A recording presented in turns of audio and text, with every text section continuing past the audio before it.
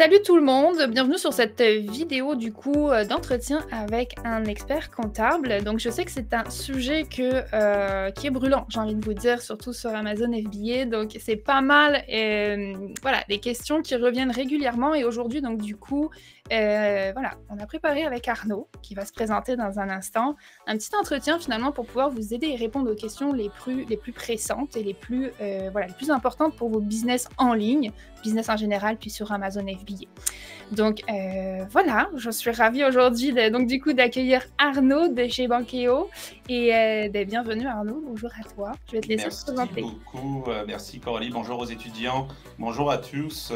Je vais juste faire un petit changement. Je ne suis pas expert comptable, mais je représente bien des experts comptables aujourd'hui. Et l'objectif, évidemment, parce que le titre d'expert comptable est protégé par la loi. Oh, ok, désolé. Donc, non, il n'y a aucun problème. Tu vois, première étape d'apprentissage. Un expert comptable est relié à un ordre, comme les médecins. C'est la même chose. Donc, non, évidemment, je connais le domaine de la comptabilité. Je vais me présenter rapidement. Arnaud Bertrand, je suis le CEO chez Bankeo. Le fondateur de Bankeo s'appelle Brian Bergeron. J'en parle parce que l'entreprise et l'initiative part de lui. Avant d'être chez Bankeo, j'ai déjà eu un cabinet de tenue de livre, un cabinet comptable. Pendant des années, j'avais 23 comptables qui opéraient avec moi à cette époque-là. Puis, auparavant, j'étais dans le domaine des finances et des technologies. J'étais dans le domaine bancaire quand j'étais en France. Donc là, ça fait maintenant 2 ans que je collabore avec Bankeo, évidemment. Puis, j'ai été recruté en tant que CEO de la compagnie parce que c'était une jeune entreprise qui aujourd'hui vit une très grande croissance. Comme quoi, tout problème que vous réglez avec une solution qui est en ligne, parce que nous sommes en ligne aussi à notre manière. Nous, on dit toujours, on est un peu comme le Amazon FBA, mais de la comptabilité dans le processus. Donc, évidemment, on est là pour offrir des solutions à des gens qui en ont besoin. Donc, l'objectif aujourd'hui, c'est de passer à travers les différentes questions au niveau comptable, bonnes pratiques comptables, qu'est-ce qu'on voit très régulièrement aussi dans le milieu, des choses à éviter, des choses à faire. Donc, on va évidemment discuter ensemble avec Coralie pour aborder l'intégralité de ces sujets-là, mais de manière simple. On ne rentrera pas dans les termes techniques. La comptabilité, la mort ou les impôts, on n'y coupe pas. C'est pour ça qu'on le fait. Mais au final, ce qu'il faut retenir, c'est que la comptabilité, c'est de suivre finalement, comme aller chez le docteur pour suivre sa santé physique, sa santé humaine. La comptabilité permet de voir sa santé financière et de la mesurer. C'est ce qu'il faut comprendre, puis surtout, il ne faut pas la détester, il faut apprendre à l'aimer, parce que plus vous allez l'aimer, il y a des solutions pour l'aimer, on va en parler tout à l'heure, mais plus vous allez l'aimer, plus ça va être facile pour vous de mieux gérer l'entreprise ou les projets que vous avez en tête par rapport à la vente en ligne, tout simplement. Ah, tout à fait, c'est la santé de votre entreprise, fait que d'avoir des bonnes connaissances minimum, j'ai envie de dire, et puis aussi d'être bien accompagné du coup par un bon comptable, ce qui n'est pas forcément évident aujourd'hui. C'est une question qui revient souvent, puis que même moi, au sein de mon entreprise, j'ai envie de vous dire qu'on a eu du mal. On a fait des tests avec certaines personnes que ça n'a pas été, et trouver un bon comptable aujourd'hui, c'est difficile. Mais voilà, on est là pour vous aider aujourd'hui. Absolument. Puis Coralie, tu as tellement raison. Je me permets de faire du pouce là-dessus. Ouais. C'est pas parce que vous avez votre voisin qui connaît un comptable, ça veut dire que c'est le bon. OK? Je vous donne un exemple très concret. Vendre en ligne, c'était pas vrai il y a 25 ans. C'est un nouveau métier. C'est une nouvelle vocation qui s'est développée dans les dernières années. Ce sont des systèmes qui se sont mis en place, qui ont créé des systèmes dans lesquels nous participons, qu'on le veuille ou qu'on ne le veuille pas. Aujourd'hui, Amazon, c'est plus de 500 milliards de dollars de chiffre d'affaires sur le monde. C'est énorme. Juste pour vous donner un petit aperçu, le Québec, c'est 300 milliards. Le Canada, c'est 300 milliards de PIB. Donc, c'est-à-dire que Amazon fait 2 fois le nombre de revenus global du Canada juste dans une seule entreprise. Ah, c'est énorme. Donc, c'est une société à part entière. Puis, la raison pour laquelle j'ai rejoint Bankeo, juste pour faire du pouce, Coralie, c'est parce que Bankeo, finalement, c'est comme le Amazon de la comptabilité. Vous arrivez, vous commandez votre comptable idéal et on vous le livre. Exactement ça. C'est exactement ça. Puis je peux attester parce que du coup, c'est ce qui s'est passé avec nous et notre entreprise. Et sérieusement, royal le service. Puis on a trouvé un super comptable. Fait que pour ça aussi qu'aujourd'hui, on est là avec Arnaud puis avec Bankeo, là, justement. Exactement. Donc, définitivement, on va aborder différents sujets. Ouais. Coralie, je pense que tu avais une première petite question que tu souhaitais aborder avec moi aujourd'hui. Oui, bien sûr. Donc, c'est sûr qu'on en parle au sein même de la formation, mais voilà, c'est bien de repasser là-dessus quand même aussi avec toi. Donc, si jamais vous avez on va en parler, mais si jamais vous avez des doutes, vous avez aussi les autres modules de la formation qui vont parler de ça. Ce qu'on va parler maintenant, c'est les frais d'exploitation. Donc, les frais d'Amazon, les commissions d'Amazon, les frais de retour que vous pouvez avoir. Donc, souvent, les gens n'y pensent pas, en fait. Donc, il y a ces frais de retour-là. Et bien sûr, les frais de gestion, tout simplement, sur Amazon. Donc ça, vous avez, bien sûr, les 15% d'Amazon, toutes ces choses-là pour calculer votre marge.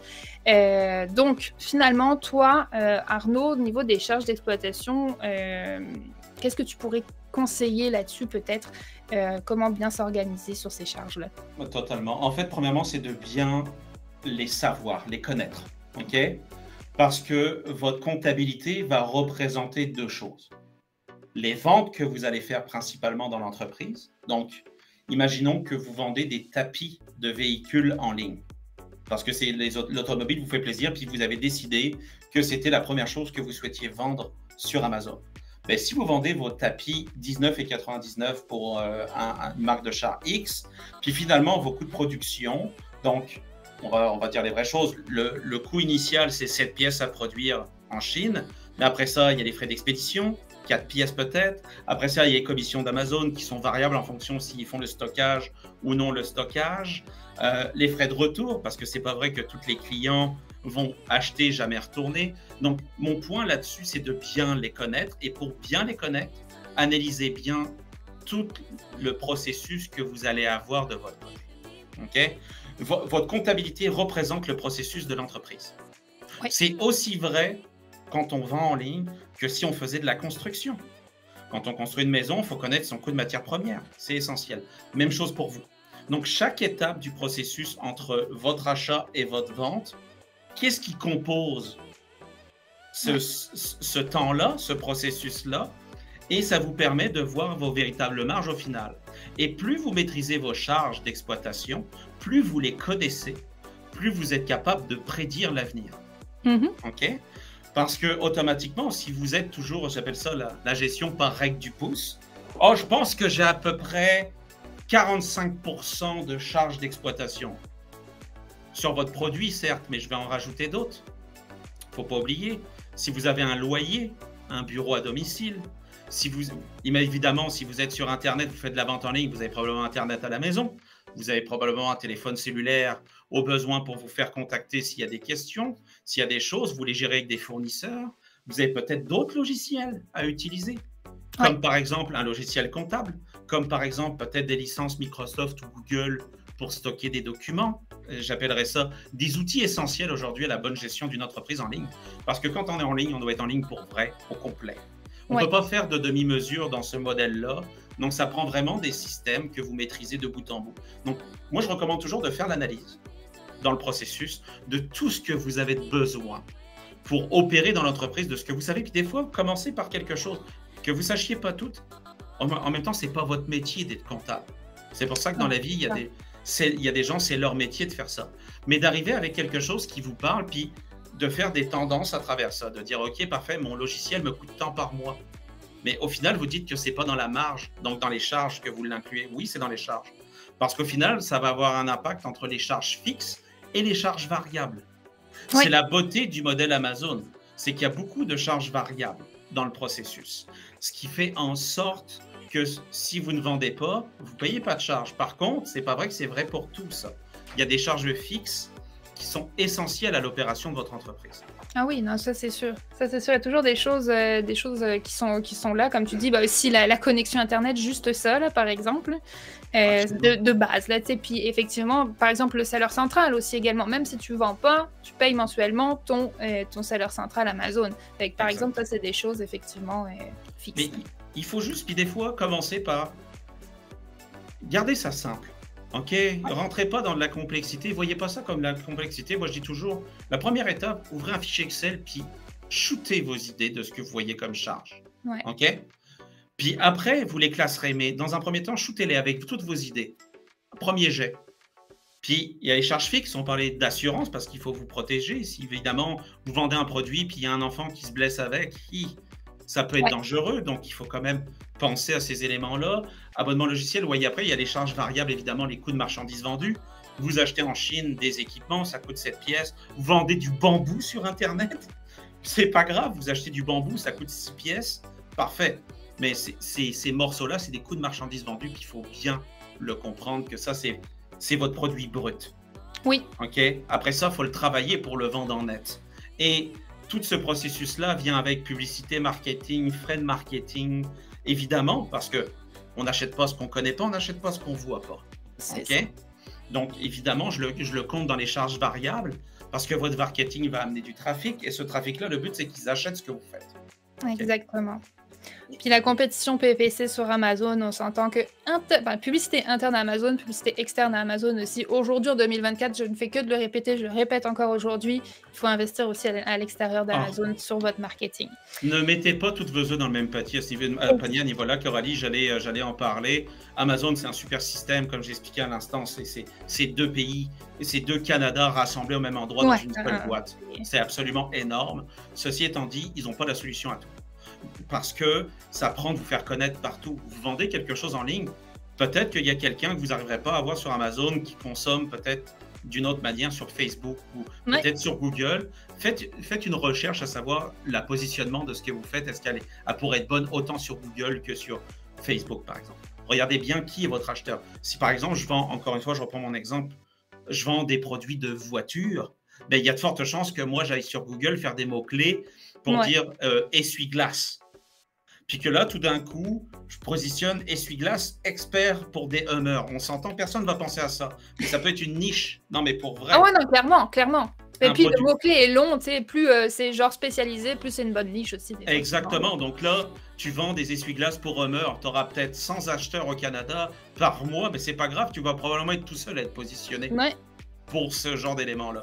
Donc c'est de faire l'analyse dans votre positionnement pour, comme on dit, avoir une stratégie d'acquisition client multicanaux dans le processus. Amazon fait très bien son travail, mais il faut penser que... C'est un tremplin aussi, hein. C'est une façon de commencer, puis après, pour aussi également, donc voilà, aller à l'extérieur, attirer du trafic extérieur, puis gérer avec plusieurs canaux, effectivement. Absolument. Effectivement. Mais je le compte dans les charges variables. Ouais. Je le mettrai dans les charges fixes seulement si vous avez une firme marketing avec qui vous travaillez. Pour ceux qui veulent avoir une firme marketing, souvent, ils vont avoir ce qu'on appelle un retainer mensuel, c'est-à-dire une stratégie de paiement mensuel pour dire qu'ils travaillent avec vous, ce qui est normal, parce qu'ils vont affecter des effectifs sur le cadre du projet d'entreprise. Donc, rendu là, ce n'est pas une charge variable. Ce retainer-là, c'est une charge fixe. Ça devient un honoraire professionnel. D'ailleurs, votre comptable devient une charge variable. Moi, j'aime ça passer en fixe parce que tu ne peux pas vraiment y couper.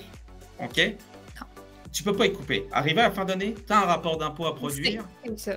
Donc, oui, c'est variable parce que vous payez seulement quand vous avez besoin, mais dans les faits, je l'inclus dans le fixe parce que ça reste un honoraire professionnel, tu ne peux pas y couper du tout. Non, tout ça, puis si tu fais de la tenue de livre avec le comptable aussi, ça devient mensuel finalement. Là, fait que... Tu vois, bon point, on va en parler tout à l'heure de ce morceau-là, Coralie.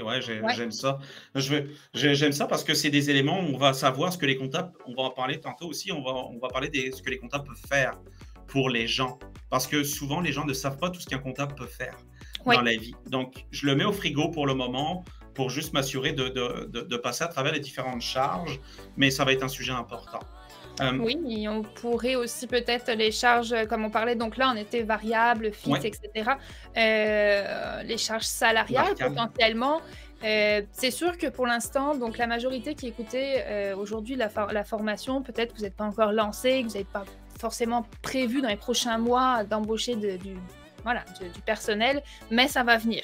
On en parle souvent aussi qu'il faut pas mal déléguer, etc., pour pouvoir vous gérer correctement votre entreprise et avancer. Donc la charge salariale, mine de rien, il faut quand même en parler. Et du coup, je laisse la... Oui, absolument. La charge salariale, il y a la charge brute. Hein. Souvent, c'est des gens, on va se dire les vraies choses, la majorité des gens ont eu un salaire toute leur vie. Donc, l'argent qu'on reçoit sur le compte de banque, c'est notre argent net. Après, il y a l'argent brut, c'est la différence entre ce que vous avez reçu sur votre chèque de paye, vraiment, ce que le gouvernement a pris, ce que vous recevez dans votre compte de banque. Mais au-dessus de ça, il y a aussi les charges sociales. Qu'est-ce que les charges sociales? C'est ce que l'entreprise paye de son côté au niveau du système fédéral et provincial. Donc, c'est ce qu'on appelle les DAS. Okay?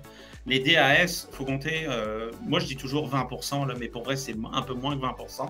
Je dis toujours 20%. Pourquoi? Parce que si vous dites mon taux horaire, c'est 30 $ de l'heure, dans les faits, ça coûte à l'entreprise 36 pièces de l'heure en moyenne.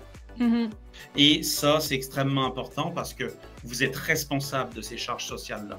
Donc, quand vous embauchez un salarié, ne jamais prendre pour acquis que si c'est 20 pièces de l'heure, c'est 20 pièces de l'heure, c'est pas vrai. C'est toujours, pour être safe, j'ai toujours dit 50% de plus parce que vous avez aussi d'autres frais alternatifs que souvent on oublie. Ah, c'est vrai, il faut que je donne une licence, Microsoft. Ah, c'est vrai, il faut que je lui paye son téléphone parce qu'il y a ça. Donc, il y a toujours une petite coupe de dépenses de plus qu'on pense jamais quand on recrute quelqu'un. Donc, faites la règle de 1,5. Si c'est 30 $ de l'heure, ça coûte 45 pièces de l'heure à l'entreprise pour tout avoir sur le payroll. Donc, ça vous permet de mieux comprendre combien ça coûte réellement avoir quelqu'un avec vous. Bien sûr. Okay? Et l'embauche, puis ça fait partie des frais de charge salariale. Par contre, si vous trouvez un freelancer, un collaborateur qui est un indépendant, qui a sa propre entreprise qui veut vous aider, ça ne passera pas dans les charges salariales, ça va passer dans les charges qu'on appelle honoraires professionnels, que vous allez utiliser. Puis, si c'est quelqu'un qui fait des ventes pour vous, mettez-les dans les charges professionnelles que j'appelle les charges de commercialisation. Ouais. Ce n'est pas la même chose que d'avoir quelqu'un qui serait dans les charges, par exemple, comme un avocat, qui serait une charge administrative, principalement dans le processus. Donc, vraiment bien le segmenter, mais encore une fois, quand vous avez un bon comptable, c'est le genre de questions qui se font très bien dans le processus. Un des éléments qu'on oublie tout le temps, puis j'en ai vu beaucoup, hein, honnêtement, Coralie, des demandes de gens qui ont des boutiques en ligne sur Bankéo. J'en reçois en moyenne plus que ça, 1 à 2 par jour. Ouais, quand même. Ouais. Il y a un gros manquement de ce côté-là. Ouais, il y a un gros manquement, 1 à 2 par jour, parce que les gens, souvent, ils vont faire, bon, parfait, j'ai trouvé mon produit, j'ai trouvé ma position, j'ai trouvé tout ça, mon nom de commerçant, le ci, le ça, super merveilleux, j'adore ça. Puis après, ils se disent, parfait, il faut que j'achète un inventaire. OK? Parce que souvent, tu veux faire rouler, tu ne veux pas être en flux tendu. Des fois, tu te dis, j'ai la chance d'acheter un produit à beaucoup moins cher parce que j'achète du volume. Mais des fois, on n'a pas le cash de notre côté. Donc, c'est là qu'il faut aller chercher, c'est ce qu'on appelle des leviers financiers, donc du financement.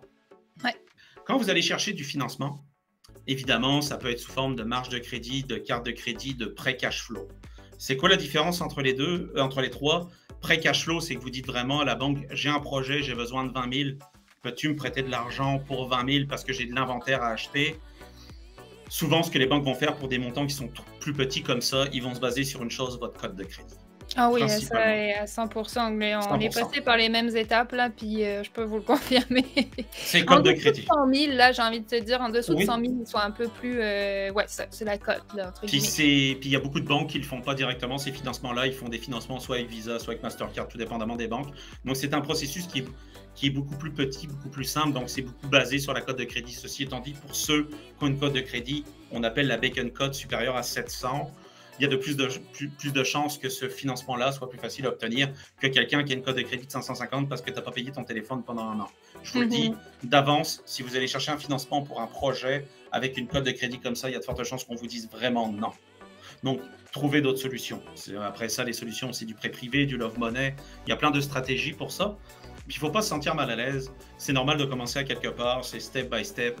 Le bilan, c'est juste pour montrer un aperçu, mais ça raconte une histoire. J'ai toujours dit que la comptabilité racontait une histoire.